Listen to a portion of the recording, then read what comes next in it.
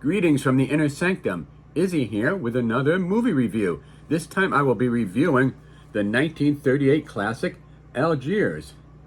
Originally I wanted to title this The Good, the Bad, and the Ugly for reasons I'll get into, but I thought you'd get that confused with the Clint Eastwood film. But to give you a description of the movie, I think the best way to do that is to read what the back of the slipcover says, because it gives you a very good idea of what it's about.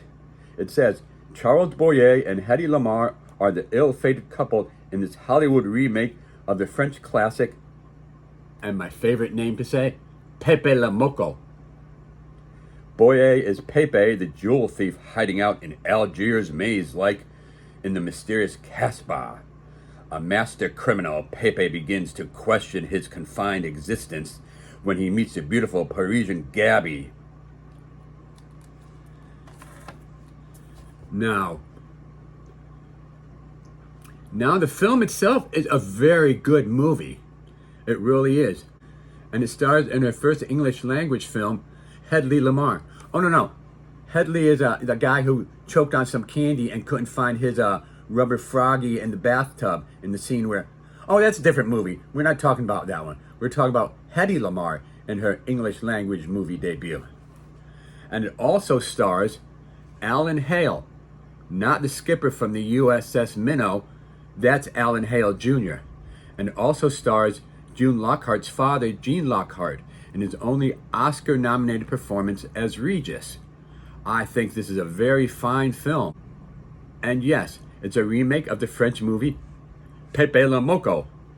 Apparently, Walter Wanger, I'm not sure if I'm pronouncing his last name right, wanted to buy the rights to that movie, but Louis B. Mayer beat him to it and was going to star Spencer Tracy in it. But when Mayer decided not to do it, he sold it to Mr. Wanger. And Wanger reportedly wanted to get every copy of Pepe Le Moko, the French version, destroyed. But that didn't work. And Algiers is basically a shot-for-shot remake. Has that ever happened before? Can we all say Psycho? But the difference is, Algiers is a good movie, whereas the remake of Psycho was a piece of garbage. And even though it is basically a shot-for-shot remake of Pepe Le Moko, the ending scene had to be different due to the Hays office. Well, Algiers is in the public domain, which means the public owns it and anybody can put out a copy of this movie in any format they want. And the bad is the video quality. Film Masters claims in their press release that this was made from a 5K scan of a 16mm print, but nowhere on the Blu-ray case, the slipcover, or the excellent booklet that comes inside does say anything from the source material. So that can be a little suspect. I'm just wondering if maybe there was a better copy of Algiers floating around and maybe Film Masters just didn't bother to go and look for it. Because with this, why would you even want to put your name on it and have the audacity to charge over $20 for it? Just because you put in an audio commentary and a booklet? No, it's not worth $20. The booklet and the audio commentary are mostly about Hedy Lamarr, which is very interesting, but that doesn't make up for the price. I mean, right now you can go on YouTube or any number of internet sites and see Algiers for free. And so, my final thoughts on this film are, watch it on the internet. And if you really absolutely have to have the booklet and the audio commentary, wait till this film goes down in price to under $10, because that's all it's worth. I bought it for over $20, and well, now you know you don't have to and you shouldn't, unless miraculously some other place gets a very good copy of it and puts it out on Blu-ray.